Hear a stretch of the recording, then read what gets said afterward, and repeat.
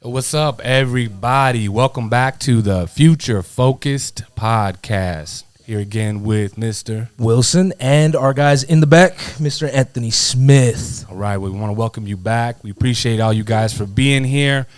Don't forget to write down any questions or just comment as you're watching this, what you'd like to hear, or if you need clarity on anything that we go over or we talk about or something you'd like to hear. Please go to the comment section, put those in there. We're going to do our best to get to everybody and answer those questions for you. And, of course, don't forget to like, subscribe, hit the notification bell if you like what we're talking about. So now this episode, we're going to get a little bit deeper into what credit reports really look like and how those trade lines look. But before we get into that, I want to bring something home. Something's been on my heart. God has put this on my heart to share with you guys. And we put a lot of stock in a lot of other things in our life besides ourselves a lot of the times. I'm not speaking for everybody, but I'm just speaking generally, right? We'll go to work and bust our butt every day in a W-2 environment for somebody else to get rich off our sweat, the equity our sweat equity that we're putting in. But yet when it comes to ourselves, we tend not to put that kind of work ethic into bettering ourselves, trying to become the best version of ourselves that we can. Now, life happens, whether it's, kids, work, just life situations. Mental health is I don't know about you guys, but I struggle with that a lot. But, at the end of the day, that typically revolves around people, places, and things not behaving or coming to fruition the way that we think they should. So it causes us to feel some type of way. But I encourage you, man, you're never alone out there. And even if you don't feel like you have anybody to lean on, again, we're here. We definitely are here for whatever you may be going through, or whatever questions you have, because, we didn't just arrive here today. I mean, I know I still go through struggles daily. And I just wanted to bring that home with, dig deep and really, this is a way, because normally finances is what man, it really is like something that a lot of people don't really want to talk about. No, and it keeps us, even though we may not convey it causes us to be all in our heads a lot of the time. Very you know angry. What I mean? Yeah, I got to put in these hours because I got to pay these credit cards, right? Yep, exactly. And everything else, but at the end of the day, sure, it's a little bit difficult learning the information, and it may seem overwhelming because you feel like you're all by yourself. Yeah, you're all by yourself, and nobody else is going through this. Right. But you have to realize, there's a lot of us. Everybody may not be talking about it, but everybody's going through the same thing. Absolutely. And just to let you guys know, look, if you dig deep into this kind of information and really practically apply it to your life, or try the best you can to practically apply it to your life, and you get stuck, you have someone that you can talk to. You could say, hey, look, I don't understand this, and we'll take the time to break it down to you in a way that you can understand it, because you may not pick up something that we're saying on this right away, but that doesn't mean that you can't reach out and because that's at the end of the day what this is about, is making sure everybody understands how this works for them. Yeah. Right? Not how it works for anybody else. Not a cookie cutter formula. Exactly. It could work for you. You just have to apply it in your own manner. Yep, exactly. As it works for you. So please, we encourage you. That's what we're here for. Yes. You're not a burden. Don't be embarrassed because you'll hear some stories right here and be like, hey, man. Yes, sir. We're all going through it.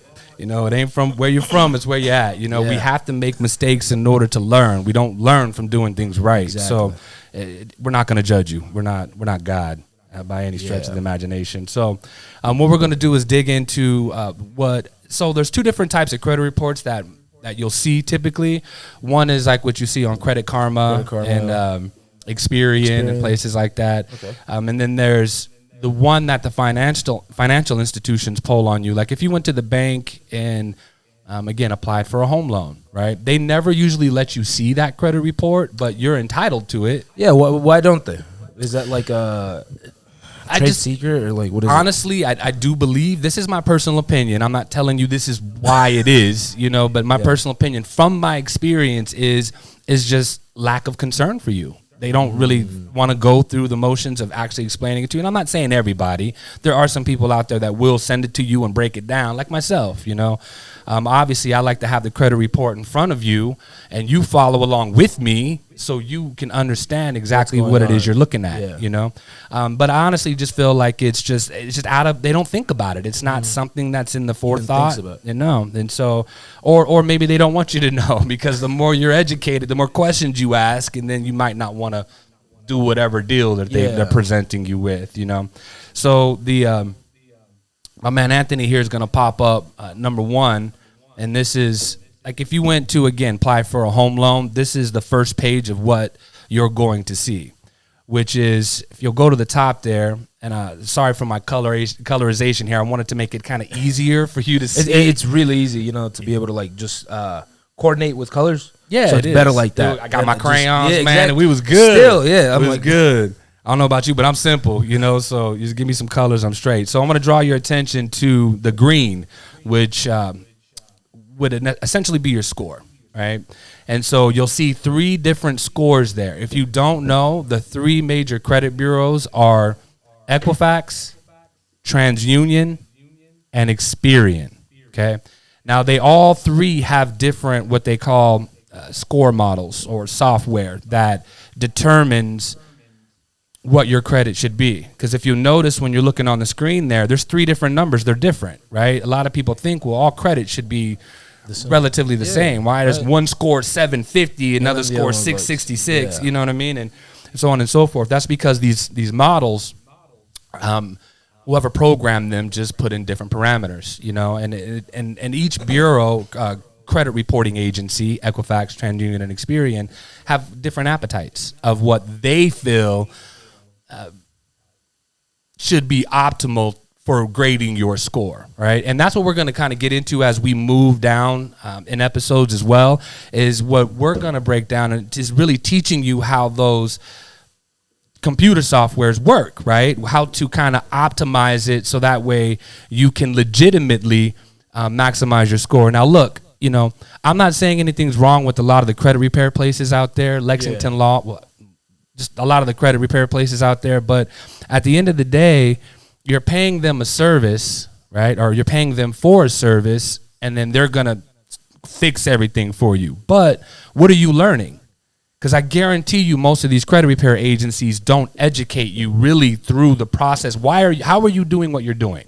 Because I don't know about you, that's what I want to know. Yeah, how to be able to actually fix it fundamentally. How are you doing what you're doing, number one? But number 2 is, even if you don't care, how can you continue, or how do you level up and maintain your credit to become better if you don't know what you're doing? You know, it's kind of like enabling somebody. Like, you know, you get your credit fixed, so you mess it up again, and you figure you'll just pay another whatever, $500 to however much money to have someone else fix it again. But then that's that cycle. Yeah, it's just a cycle. So like you always fall back into the same hole again and again and again. And that's not what we're about. We want you. This is empowerment, right? This is to teach you how to maintain it and do it yourself. So going back to this, so you'll see the 3 different scores: Equifax, TransUnion, and Experian. Okay. Not to interrupt you, James, but on those, does it matter like one more than the other? Like, let's say the Equifax report more than, like, let's say the Experian yes, check. Experian. Yes, that's a great Depending question. On like what you want, I guess. What you're doing. Like if you want a home loan, I'm guessing one's more important. Like that one's a little bit more stricter on the credit, or like do they run? It's a median of the 3, and we'll get into that in 1 second. But that's a great question, because like when you go to get a car, usually they typically only look at Experian, right? And they're more looking at your FICO score 8 than they are the FICO score 2. Now, let me break that down. Yes. So FICO score 8 is when you look on Credit Karma and Experian, you'll see that number. Or like a lot of people on your bank account, it has your credit score. It says CreditWise, WISE, WISE. That's using a FICO score 8 system. Now, I haven't truly figured out and broken down the fundamentals of what the difference is between the FICO. I mean, how is it graded? But from the bit of research that I've done, just from seeing it in experience, in my opinion, the FICO score 8 is taking into consideration your most recent trade lines, right? So trade lines, again, lines of credit, credit cards on your credit report in the last 12 to 24 months. basically how you're utilizing the credit recently, last 12 to 24 months. So late payments that you've had, and late payments don't mean just past the grace period. So if your credit card is due on the 15th and you pay it on the 20th, that is not a negative impact on your credit. The only time that negatively impacts your credit is if you go 30 days or more past that due date, right? Then it's reported as a 30-day late. If it's reported as a 30-day late, credit score goes backwards, down. Right? Okay. So, and again, in my opinion, it's taking into consideration just what's been going on the last 12 to 24 months. Again, how you're utilizing your credit, balance versus limits. Of course, what type of trade lines you're having, because remember, we're talking about installment. And we're going to break this down. You'll see this actually on the slide that you're looking at now. But the installment, again, is a set amount of payments over a specific time frame on a specific dollar amount. So if you bought a $20,000 car and you were 3 months, a 3-year term on that, that's what your payment's based off of, which is 36 months. At a certain interest rate. So you're going to pay this amount of payment, or this payments on this amount at this interest rate over this amount of time, right? But again, that doesn't really affect your credit a whole lot positively unless, typically like if you buy it and pay it off within 6 months or a year, that can kind of help you. And there are times, when it's 2, 3, 4 years have gone by and you pay it off, it can help you a little bit, but not nearly as impactful as revolving. Credit cards. So always want to go back to that, and then when we talk about the credit utilization, that's your balance versus limit. So what kind of balance do you consistently carry on that credit card versus what the limit is? Just to touch on it again, not going to go too deep, but 15% is typically the magic rule for me and from my experience and what I've seen for optimizing your credit. Meaning if you got $1,000 limit on a credit card, you want to keep that balance at about $150. Make minimum payments on it for, say, 1 to 2 months, then pay it off, and then charge it again. But you want to make sure you're monitoring your credit through, Credit Karma or Experian as you're doing that, right? Because if you did it 1 month and your credit's where you need it to be, then pay off that balance. Because the longer you're holding a balance there, you're going to be paying interest. You're paying interest on that money. So, it's just playing the game and figuring out. But obviously, this will take some time for you to kind of get into a rhythm that works for you because, again, life happens. And then don't, a lot of people try to bite off more than they can chew immediately. They go get a $3,000 credit card, charge it at $1,500 to $2,000, and then start paying on it. But you can never get it. It never comes down to where you need it to, and then you're just paying interest on that. So, so the FICO Score 2 system. Let me reiterate that again. So FICO Score 8, I believe to be what's taken in consideration the last 12 to 24 months, right? Okay. Car dealerships, recent. Car dealerships, you really look at Experian. They don't look at all 3 bureaus. However, if you're going to get a personal loan or a mortgage loan, home loan, typically we'll always use the median of the 3, the middle of the 3 score. So if you go back to the screen again, look at the pop-up. So you see the first one is Equifax at 629. The second one is TransUnion at 605. And the Experian is at 625. So your FICO Score 2, your true FICO on this would be 625. Because it's the middle of the 3. Now, I want to draw your attention to the red where you'll see, it says like Experian, TransUnion, and Equifax. But right next to that, you'll see the classic, like if you go to Equifax, you'll see the classic V5 FACTA. You'll see the TransUnion FICO Classic 04. And then you'll see the Experian Fair Isaac version 2. For all my computer nerds out there, I am too. You'll notice that those are software. Those are relegated or delegated to software. So when you hear me talking a lot about what to do with your credit and different things, this has been optimized for what I know this software wants to see as far as optimizing your credit and making it better, okay? Now, I also wanted to draw your attention to, and I don't know why they do this. I mean, a lot of the times it is true, but when you go to the orange and you'll see there serious delinquencies, length of time, accounts have been established, and these are all determining factors. Basically, what they're telling you is why your credit score is where it's at is because of these items. But I've seen people with 800 credit scores, and it says the same thing. You know, so I mean, I'm sure that there's something psychologically there, but what I'm getting at is don't pay attention to that a lot of times. You want to make sure that you understand fundamentally how they're grading you. Yep, how the game and how it works for you, really, more importantly, right? Because if you understand the fundamentals, then you can pick and choose and apply it to your application, however it's going to work best for you. Again, you know, take what everybody says with a grain of salt. I'm not saying I'm right. I'm not saying other people are right. But again, you got to make it your own and take little bits and pieces from different people and just figure out how it works for you. Because that's what's going to keep you moving forward towards that end goal of maintaining a decent credit score. So when you need something or you want to start your own business or whatever it may be, you're ready for that, you know, and I can't stress this enough. You know, credit is such a pivotal part of our lives. You know, a lot of us just look at it as, just like something that people use, adults use. Absolutely. Let me ask you this, Wilson. Like when you first got your trade line, I remember you said it was about $4,000, right? Yes. How much did you charge on that initially? I just did actually since I drive a lot, it was usually just gas and food. Okay. So it was quick. Like I was like, I just use it and then pay it, use it, pay it. I didn't really put too much into it. Because most of the stuff that I had to buy was small items, like a few $100s. I was like, okay, maybe I'll like, as you said, I would just let it drag on for a month and pay it off, drag on. Yeah, I would just use like, I knew the 15% rule. I think I do it for 20.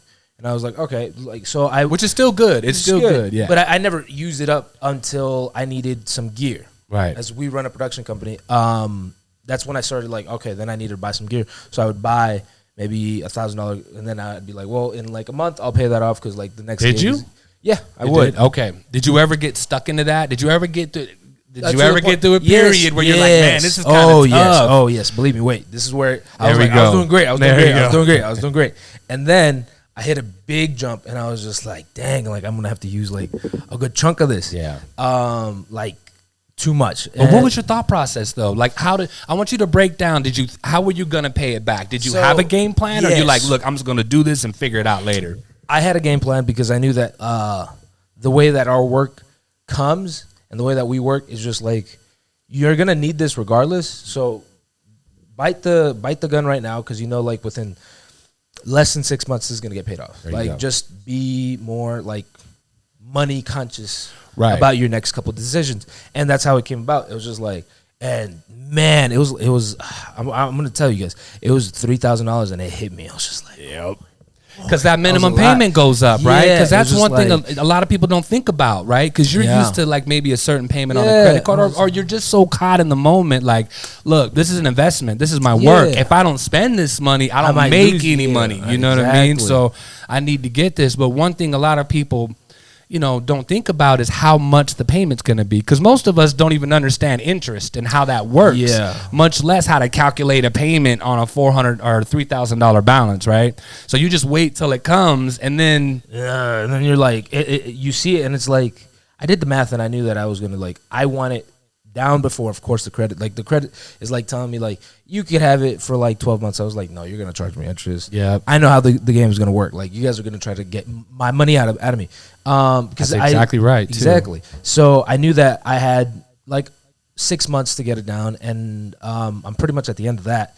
But it was like, so you were making equal payments on that over 6 months? Is that what you were doing? I would make chunk payment. Like the way that I work is like, I like to, as the money comes, and I could take care of business first, right? And then like, so it's like, there you go. If like this month it goes extremely well and I got enough, I take that and move it along. Like I don't want to see the payment like go any bigger than it has to, so I just keep going on as the months come by. But the funny part was on my credit, like Wells Fargo, it said like minimum payment of $37. Right. I was like, you're kidding me, right? Like I see, like you guys are acting like I'm not seeing this huge, like everybody knows this. Once you guys like start buying bigger items, they'll give you like the minimum, like the dangle the carrot. Minimum. Dangle the carrot. Yeah, it's like, oh, you only got to pay $37 this month.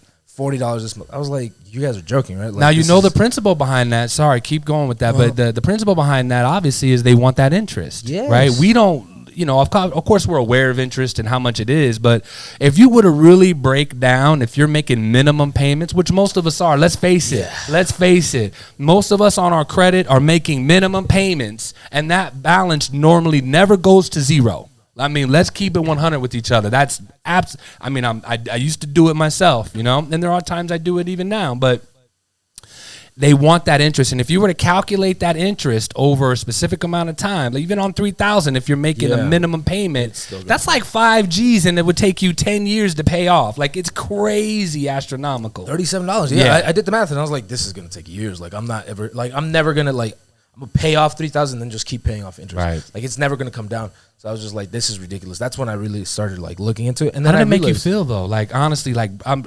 not to dig too deep, but how did it make you feel like, man, it sucks. It's impossible to get out of this. It felt like it was made like trap. Yeah. It was like you worked. They made a perfect little tiny pendulum for you to just keep working. Yeah. It was just like, Slave, it was so tempting cracking too. that whip. They make it. It's just like $37, and you don't have to worry. Like, your credit's not gonna go down. And I was just like, this is like, if you're not realizing, like, I know the credit APR is like 25% if I go over. So it's like 25% is a lot of interest. Like, even for me, I know that. Like, even for the credit, like, I know what it is. Especially when it's compounded. It's not just like a simple interest rate. And a simple interest means, look, if I loaned you $20,000 over 3 years at 3% interest, that's all you're paying is 3% interest, period. It doesn't compound, Well, it can, but I mean, if it's simple, it doesn't. But a credit card, again, is kind of based off, it's tied into an index that's tied into the stock market. So it's ultimately constantly a variable, right? Because whatever that index is, and the index could be a specific type of, let's say, treasury bond or security that's tied into the stock market, and so it can fluctuate up or down, that index. So, and it's to help kind of keep it stable, but it's a compounded daily interest. So you're never simply just paying 25%, and the longer you go on that balance, the more interest compounds in that you're going to pay. Yeah, so that's when I was like, I just did the math real quick, and I was just like, this is just unreasonable. Yeah. So I was just like, I knew what the game plan was. The game plan was like, you just got to pay it off before the interest kicks in. That's it. And I was just like, that's as I'm going, that's pretty much how, and it's going successfully. Unless life happens dramatically, I hope that it continues to go like that. But that's like my biggest thing, because I've seen so many like family members are like, nah, don't worry, like, just pay the minimum. And I was like, you guys are crazy. Have you guys done the math? Like, what's your credit APR? It must be like super low, because mine, not so much. Like, I can't believe that you guys said that. And it's, most of us don't think that way though. You're way ahead of the game for 90%, let's say 80% of Americans, that are, let's say, at that 70,000 and below median income level. And it sucks. I mean, it's beautifully designed psychologically when you think about it, because interest is kind of out of sight, out of mind for most of us, right? We know that it's there. We're cognizant that it's there, but we just normally make minimum payments, because let's face it, I would have to say from my experience, 60 to 70%, probably on the low end, of Americans live on credit, right? And what I mean by live on credit is you use credit cards to supplement the things that you want to do, right? So let's say your job covers, and I'm not saying everybody, guys, don't take this the wrong way. This is just generally what I have experienced in my time doing what I do. And your job covers most of your bills, right? That covers, your car payments, your insurance, your cell phone, cable, all that kind of stuff, right? And then our credit cards are normally used for what? Going out. Disneyland, food. Ooh, food.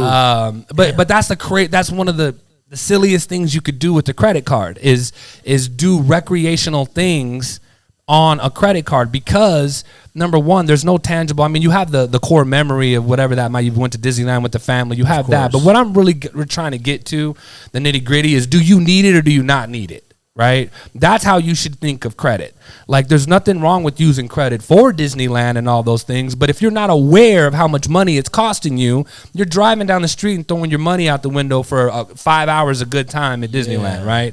Like, and we need to get, and I'm going to speak tough here, because we really do need to get to a spot where we need to ask ourselves, do I need that right now? Is it more like a need or is it a want? Right. That's always what I ask Right. myself. Once a year or plan it, right? Until you get in a mindset and always aware of what's going on with your credit. And the reason why I'm so adamant about this is because this is about financial freedom. Yes. Okay? And the main thing that ties us down is the dang credit cards and our bills and what we have to pay. So then we start thinking, I got to put in those extra hours. And you guys, I'm just going to hear this a million times, but I want to keep bringing this point home that we start working all these extra hours because we got to get these credit card bills done just to charge them up again like at Christmas or whatever. But the point being is we need to get out of that mindset, because by overextending ourselves financially causes us to work harder, which inevitably causes us to get burnt out a little quicker. So when we are home, when it's time to spend time with our kids or our families, or even take some time for ourselves mentally just to unwind, we're just on autopilot, Yeah. We're just in our phones, or we go to bed super early, or we're drinking, a couple beers on the couch every night, but and while our kids are talking to us, and sure, we may be answering them, but we're not really engaging them, giving them eye contact, and they deserve better. Okay. I don't care what's going on in your life. They didn't ask to be in this world. So it's our responsibility to do everything that we can to, be present when our kids are talking to us. And I'm not saying that that's an easy thing to do. And believe me, I know it's not. It's discipline, it's work. And, that goes to what kind of, Wilson didn't say it directly, but he has had to have discipline, right? He really thought about, okay, if I charge this, what's my payment?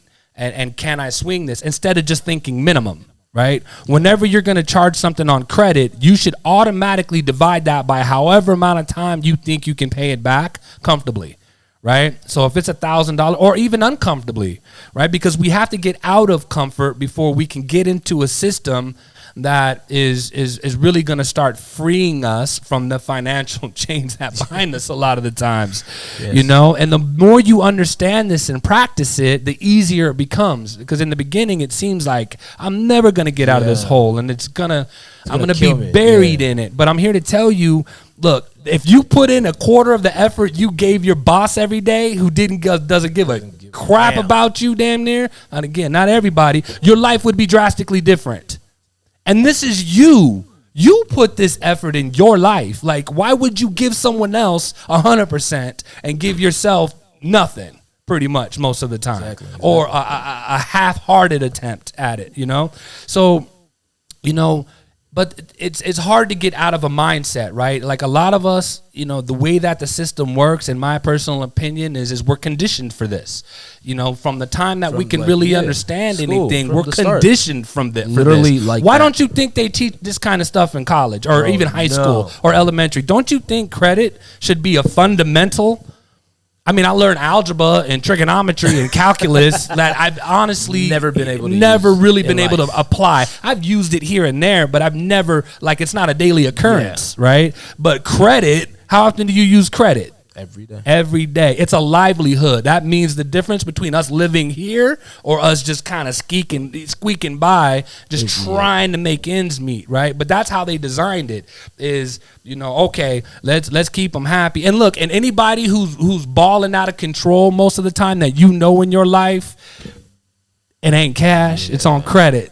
And they are probably so up to their eyeballs in debt, it's crazy. Interest on that is every time I think about it, I'm like, dude, I can't even think about crazy, it. Right? Interest on its own. Like when you said company, I was like, yes. I didn't even understand it. I just looked at it and I was just like, it can't mean any good. Like, no. The way it kept growing, I was like, nope, get away from it. And it keep getting away from it. No. We don't want none of that. But and it's crazy how it snares you. And if you really think about it does. It's a trap. It literally is. But look, it's don't get us wrong. Credit is not. That's not what I'm trying to convey. Is that credit's all bad? It's how we use it. that makes it bad. It could be really good or it could be horrific for yourself. Absolutely. And at the end of the day, it's our responsibility to maintain our personal finances in the way that we do things, right, with our money.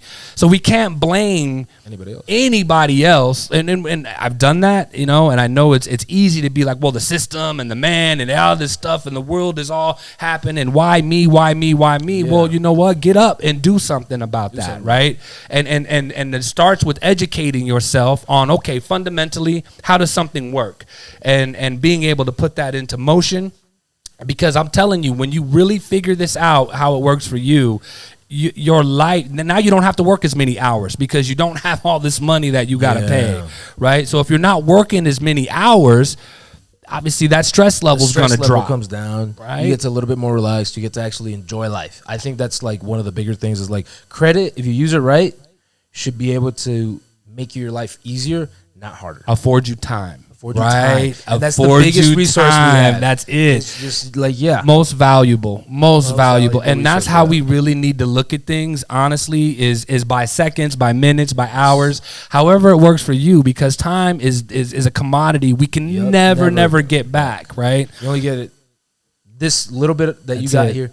And it's just like, that's it, you know? And so, you know, as precious as that is, like if you had a bag full of diamonds, right, and you just started handing them out to everybody, that would seem kind of silly, right? Yeah. You know, without actually, what are you going to use this for? Or maybe, you know, understanding why you're giving that to them. But our time is way more precious than that. And we just are willy-nilly with it. We just constantly squander it on BS, myself included, you know?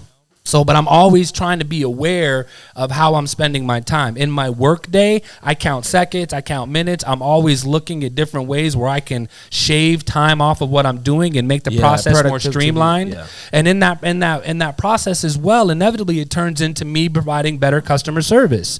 Because if I can take care of a task much quicker and get to the point, that obviously frees up that person's time and frees up my time as well, so I can continue to be more productive as well. But it's just a byproduct. I'm not saying you got to calculate every second and all that, but what I'm saying is just be aware of these types of things, because again, it may seem simple or silly, but you know, if you're busting your butt for your credit cards, which is causing you to work more hours. Now, let's take that same scenario. Let's say you didn't have all that debt and you didn't need to work the extra hours at work. So what else would you do with that time? What else would you do with that time? You could do a lot. You could do whatever you wanted to do with that time, right? And you could start your own business. And in the world that we live in today, honestly, we should be doing our own thing, right? There's so much automation. There's so much...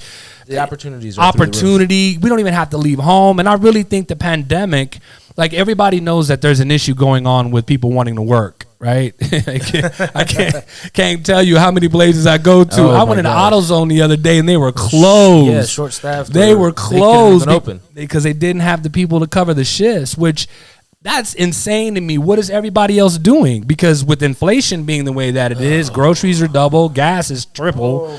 You know, everything is closed. I went to get my son a Halloween costume the other day, which you and I both know they cost like what, $5 to make, a little cheap. Yeah, not even that. I think they cost like probably $2. They're all made from Taiwan, if China. That, like, running it up at $40, $50, $60 they want it for these costumes in the bag. The bag costumes at like, you know, Spirit, Walmart, Halloween City. No, not Walmart, because you know that stuff is Walmart's always cheap. But you know, but their selection is only like Iron Man. Yeah, they only give I you shouldn't like, say you know, all that. But you know the cheesy stuff. Yeah. Right? But anyways, but it's all this stuff is getting more expensive, and we're not making any more money. You know, most people aren't. Yeah. So what's happening here, right? So. But if you have more time, now you start looking into whether it's drop shipping, maybe it's e-commerce, maybe it's affiliate marketing. All of these things which you guys can YouTube, it may seem really complicated, but if you watch a few videos and if it interests you, you'll see that it's really not that difficult. And I really believe that when the pandemic happened, us as humans, we're very resilient. We're very adaptable creatures. So I really do believe that a lot of people lost their jobs. They still had to make ends meet, and they were like, "What do I do?" So when you're in a corner like a tiger, you know what I mean? You're gonna come out, especially if you got kids. Yeah, you got to figure it out. And a lot of people were forced into e-commerce or affiliate marketing, many other different types of ways. Cryptocurrency went crazy. Ooh, yes, NFTs and everything else. Everything. Which we'll get into some of that later on too. We're heavily involved in that, and we're not experts or anything, but we're just gonna really tell you how we've experienced it. But anyways, if you really just take your time and look into some things with the extra time that you have from, maybe managing your finances a little bit better, whether you decide to spend that time with family or, maybe half with the family and then half studying a new craft, you will greatly change the trajectory of not only your life, but your kids. And on that note, that's something that we have to really, in my personal opinion, be more aware of. It's not so much about us. It's really about our kids. It ain't about me or Wilson or Anthony. It's about the next person coming up, and it is. And the world that we're leaving them right now is man, right now. It's not good, man. It's not good. But we can only control our bubble, really, and even at that, we really don't have a whole lot of control. But we can influence, our bubble. And no matter how much we tell our kids, "Hey, Johnny, don't do this with your credit. Hey, Johnny, don't do that with your credit," or Susie, whatever it may be. But you turn around and do the opposite thing, they're watching you, and we don't do that usually intentionally, be a hypocrite.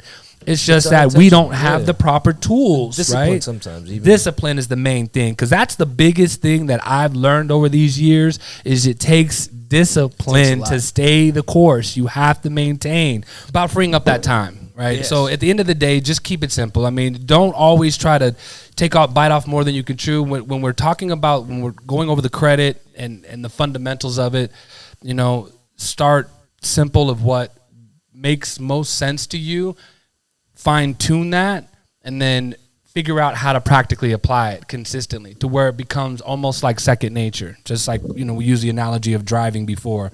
There's so much going on with driving, as far as mentally and physically, but our bodies are just so used to it, it's just automatic. Autopilot. We're thinking about, a million other things. But so back to this. So Equifax, TransUnion, Experian are the three primary bureaus. What you're looking at right now is more of what's called a TRW, or a tri-merge credit report. So when a financial institution runs your credit, they call it a tri-merge because it's all three bureaus, number one, and all of your information from the first credit card you ever opened, pretty much every address you've ever lived at, every AKA you've ever used, every employer you've ever had, we can see it. Wow. We can see it. And the FICO score 2 versus the FICO score 8 really takes into consideration the entire picture. However, don't get it twisted. The most recent 12 to 24 months is some of the most important. Right? How you're maintaining your credit, your credit utilization. Your credit utilization is really the fun. That is the holy grail. If you don't hear anything else that we talk about, hang on to credit utilization. Because, again, guys, when your credit's good, when we talked about earlier possibly starting your own business, e-commerce, you're like, well, I ain't got the money to do that. But you know what? You'll go out and drop 5-6 G's on a credit card, but not invest in our futures, And it doesn't cost that much money. And like Wilson alluded to before, it hurt to spend that 3 G's, but he calculated it because he's like, well, I'm investing in me. Because at the end of the day, that's what he was doing. If he didn't put that money in at that moment, he knew he couldn't get to the next level of where he needed to be, right? And he calculated that, But I was just thinking about something, too. The best way to calculate what a minimum payment would be, not saying that you should always worry about the minimum payment, but if that's what you want to calculate, it's usually about 4% of whatever the balance is. Right. So if you're thinking about spending some money on a credit card and you're like, well, I have that, credit card for 10 grand. I put 4,000 on it, start up my e-commerce business. Just times that by 4%. Wow. That'll give you what your minimum payment typically is. And it's usually not even really that high. But But my suggestion is divide that by however many months you feel like you can pay that back comfortably, right? Well, the least amount of months that you feel like you can pay that back comfortably or even probably, right? Because sometimes we don't need to always stay in the comfort zone. We need to get out of that comfort zone. That's where the discipline comes into play. Look, I can pay that extra $100, but it would hurt. It's going to sting a little bit, but do it anyway. Because one thing I've noticed about the human psyche is in our minds, we will try to convince ourselves that something's very difficult. And then when we start doing it, we're like looking back, like, man, I did it. Yeah. And it wasn't even that bad, So just do it is what I'm saying. But divide that payment. Let's say if it's a $4,000 payment, balance, divide that by 6 months, 12 months. I'm going to have this paid off in a year. And if you don't have the financial discipline to constantly make those payments, set it on auto pay. You can set up the auto pay to pay a specific amount. It doesn't have to just be the minimum. Yeah. You can set up whatever amount that you want, okay? Now, there's no prepayment penalties. They're never going to charge you extra money for paying it off early. Most financial institutions, there used to be pretty hardcore prepayment penalties, like on vehicles and houses and whatnot, but that's no longer really the case. But sometimes you can elect to take a prepayment penalty for a lower rate, depending on what you're looking to purchase. So again, that all comes down to education and leverage. Again, we'll get to that later. But so when you're looking at your credit, because the TRW is really, the big FICO score 2, the one that the financial institutions use, is really the one that you want to study the most. The FICO score 8 is okay, kind of gives you the fundamentals, but not fundamentals, the simplicity of what it looks like on the surface.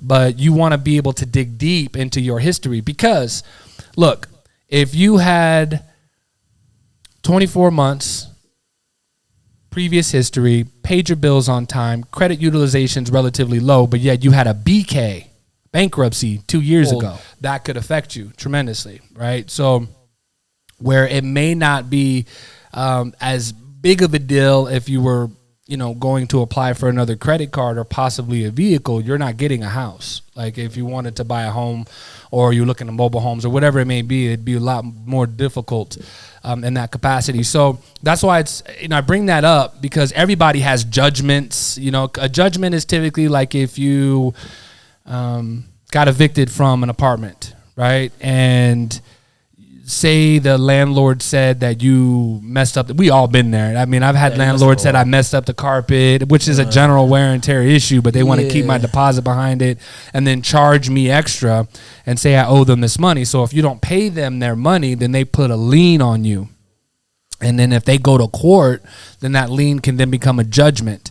And a judgment is not good, man. Not good. Is it hard to get off? It's very difficult to get. Well, I mean, if you don't have the money, it's difficult to get off, right? But if you do have the money, you can just pay it and just get it removed, right? But that entails you going to court, and getting that all recorded with the county again, and making sure that it's been recorded as I no longer owe this money. Well, the story, guys. Try not to get.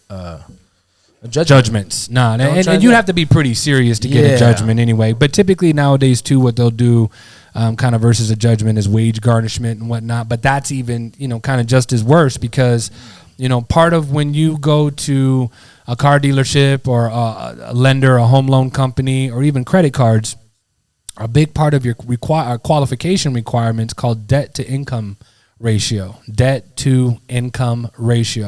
which simply just means how much money you have coming in every month versus going out.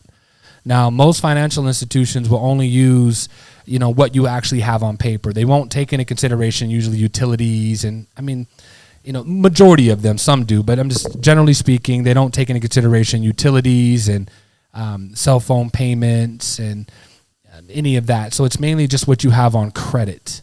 So but if you have a pay stub, you got to supply a pay stub normally if you're trying to get approved for a loan. So on that pay stub, if you have a wage garnishment, what does that mean? You're going to have to tell me, man. It goes down. It's going to reduce the amount that you would qualify for, potentially even push you out entirely. Really? So you wouldn't even qualify at all? More than, it just depends on your income, right? That's what I was saying, debt to income ratio. So really, you guys got to really pay attention to that. Absolutely. So this is what you want to do, right? So if you're trying to figure, and usually 50% is the ratio that they want you to be at. Usually 50%. Some companies are different, but if you just put that number in your head while you're calculating the numbers, that it'll suit you well. So let's say you had your vehicle, your credit cards that are on credit, you add those numbers together, right? So then let's say you are purchasing a home, right? Okay. So when you talk to the lender, typically they give you what's called a loan estimate, and then you'll have a payment every month on that new home loan. So you take everything that you have on credit, you add it together. And this is something you want to do. Make sure you bring it up. If you're trying to purchase something, make sure you bring up wage garnishments or anything to your salesperson. They're supposed to be asking you, but unfortunately, a lot of times that doesn't happen. But so you add up everything that you have on credit. You take the new house payment. You add those numbers together and divide them into your gross monthly income. If that number's at 50% or better, you're usually pretty good, right? Like if you're looking for a home loan, like FHA allows you to go to 55%, and then conventional loans will allow you to go up to 50% debt to income ratio. But again, we'll get into that later. This is more, we want to really focus more on credit than that side of things this early in the game. But take all your bills that you have on credit, all their monthly payments, not the payments you actually make, but just your minimum payments, add that into the new proposed housing payment, divide them into your gross monthly income. If that number is 50%, you're golden. You're typically golden. Now, if you have a wage garnishment,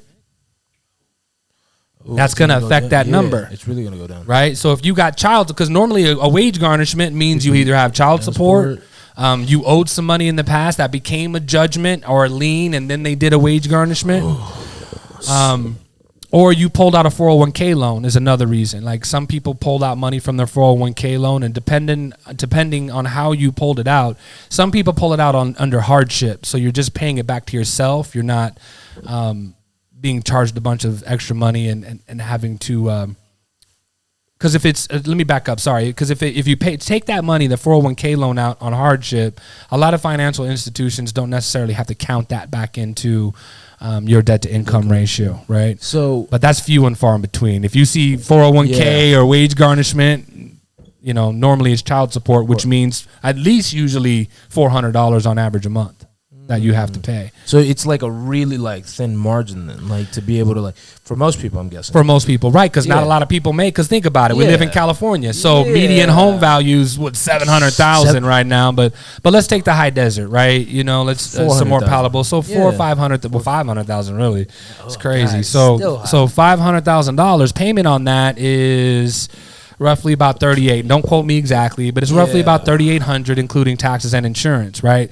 You're making, you might be thinking you're, making 70, 80 grand a year, which is a very decent income. But when when you add on, your $3,800 a month on top of car payment, cell phone, utilities. Oh, you're thin margin on there, buddy. You're strapped. So you're strapped. But that's why it's so important to understand credit fundamentally, because before you buy something that large and make a purchase that big, you need to be in the correct mindset. You need to make sure that your financial discipline is where it needs to be. Otherwise, you're going to do what a lot of people do and use it as a giant credit card and just get yourself into more debt. But here's the reality of it, right? This is what's about to come down the pipeline. So a lot of people have very, very high credit card debt right now. And, you're not making any more money at work. Things progressively get higher, so you're continuing to use your credit cards to do what? To supplement your income, because you don't have any more money. But you own a house, right? You got a ton of equity in that property, but you got a 3% from back in 2020 or whenever you just refinanced or purchased the house. It's a super low interest rate. So you're like, okay, I need to get rid of this credit card debt. So what do I do? Well, here's a HELOC, and a HELOC is a home equity line of credit. A lot of people don't understand. Number one, there's second mortgages on your property. That money is secured by the equity in your property. Number two is it's a variable interest rate. It's a variable interest rate. It's not a fixed interest rate like it is on your first mortgage. Yeah. You might have a 2.375 on your first, but then on that HELOC that you get, you'll usually average about 5-6%. Now, you paid off all that credit card debt with the HELOC, right? And you think it's a great idea. And it actually could be a really good idea if you had the financial discipline to maintain that, right? Because let me give you a scenario. You have $30,000 in credit card debt, right? You pull out a $50,000 HELOC, because that's the average American right now. Has got about $30,000 in credit card debt, and it's just going up. So now, you got a 720 FICO, but your credit utilization so high, you can't get any more money either. So your only alternative is to get a loan by securing it against the equity in your property. That's what we talked unsecured, secured before, right? Yeah. So essentially that just means that you don't pay me, I'm taking that, I'm putting a lien on that property. And more than likely when it comes to, the home equity gets that bad, I can take it from you, if it gets that bad. But we don't want that, right? So you get the home equity line of credit, you pay off the $30,000 in debt. Now, the good thing is because you paid off all your credit cards, you're saving $800 a month, old versus new. That means before you decided to do the home equity line of credit, you're going to save $800 now versus what you were paying before you did that home equity line of credit, okay? So now you're like, cool, all right, and we have the best intentions in the world, right? We're like, man, I'm going to take that money and I'm going to apply it towards the HELOC to accelerate that note, right? So I'm going to make my normal payment on my HELOC, and then I'm going to take half of that $800 that I was saving and apply another $400 towards principal. Well, not very many people do that. Not very many people do that. You get back into that little hole. You dig yourself right back in. And again, your home, remember, now you're using your home as a giant credit card. Oh, no. Because you took a large portion of the equity and turned it into a credit card, right? And you're only making minimum payments on it, and it's tied into an index that's tied into the stock market. And I don't know about if you guys follow the stock market right now. It's volatile. It ain't good. It ain't good. It is not good. No bueno, no bueno. But out of desperation, you're like, well, what do I do? Bless you, brother. Bless you. You're wondering, what do I do? Like, well, I have to do this because it's either lose my house or put me in a very bad financial position or let me take out this home equity line of credit. And again, we have the best intentions in the world. Yes. We know, okay, I could do this, I could do that, I can make this move. But guess what? Here comes Christmas. Here comes Thanksgiving. Here comes car breaking down. Here comes holidays. Whatever else.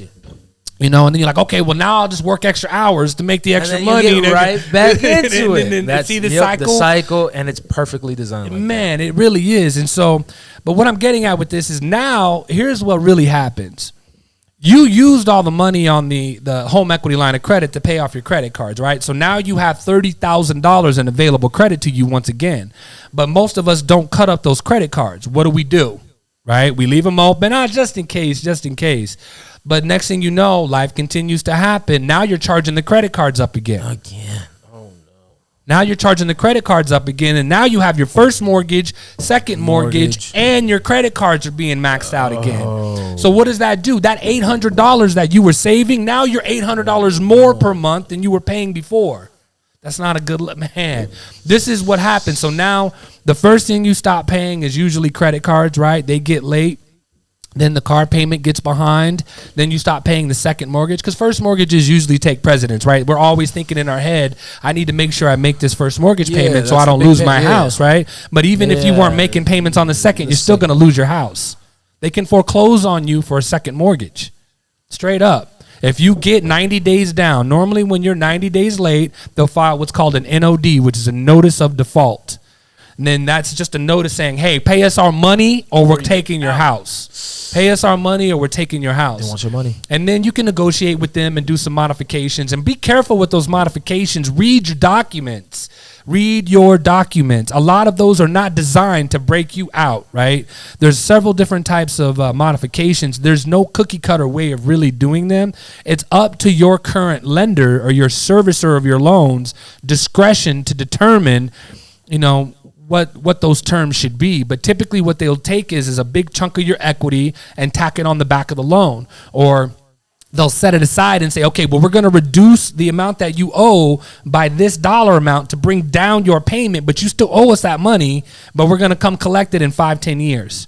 So you usually get what's called a 5-10 year balloon note. And again, guys, this isn't all like cookie cutter way. They all are different, but this is generally how it works, right? Because I know some of you probably think, well, that's not what I got one back in the day. They're all different, but again, at the core, this is what they're looking to do, right? They say, okay, well, you got 5-10 years on a balloon, meaning you have this much time to come up with this money or to be able to put yourself in a position where you can refinance and pay us back our money, right? It's a really bad situation. I can't tell you guys how many people I encounter and I talk to, and I look through their modification paperwork, and it's just, and the classic thing I always get is I didn't know. Read your documents. If you don't know how to read them, call somebody who does know how to read them. All of us have somebody within proximity to us that can at least understand a little bit of this, and talk to them. Don't be embarrassed. Get out of your way, because if we continue to do this, it's just going to get worse. It gets worse and worse and worse. And next thing you know, it translates to you losing your home. Now that you lost your home, you have a foreclosure. Your credit is wrecked. Who's going to rent to you? You need at least usually a 680, 720 FICO, and you got to make 3 times the rent today in order to rent. And more than likely, you're going to be paying just as much in rent as you were on that mortgage. Right? But because your credit shot, no one's renting to you unless you're in the hood. You want to go like to the more impoverished areas of where you live, where it's like $1,100, $1,200 a month. But then you're subjecting your kids to that kind of environment. Not to mention you and wifey already, or husband already going at it because of finances and this and that. Look at something so small. See where we got at? Where we came from? We were starting at the credit cards, right? Started with the credit cards. So listen to James when he's telling you guys this. Yes. He's not only lived through it, like he's seen these people go through it. And myself gone through it. You know, you might remember from the original story. Yes. Like, it's crazy. He's putting himself out there to be able to show us. But like, this man has helped so many of these people get out of the hole. Absolutely. You know, and not charge them a dime for it, because that's not what this is about. You know, we live in a world where everybody just wants something from somebody. Exactly. You know, no matter what it may be. But you know what? I'm telling you, whatever I can do to impart my wisdom, and again, you guys, you know, share your stories with us and what has worked for you, because I don't know everything. I don't claim to. I don't charge for my services. I don't run a business that repairs credit. We're not going to let him downplay it. James knows a lot. He knows a lot more than most of us. All right, he's the genius right behind. Like, he's right in front of the camera right now, but he's a genius behind it. You guys got to see. I appreciate you, brother. I do. But as you guys heard it, this man has been doing this, and he wants to impart the wisdom to us. So absolutely, let's listen to the man. And if you guys got questions, remember to drop it down on the comment section below. Please do. And you know, you guys already know the game. Subscribe, follow, reshare, get the word out. We're trying to help everybody that we can. Anybody, right? And again, the question, this is an open forum, right? Because it's time for us to change, right? It's time for us to change the behavior and what we do.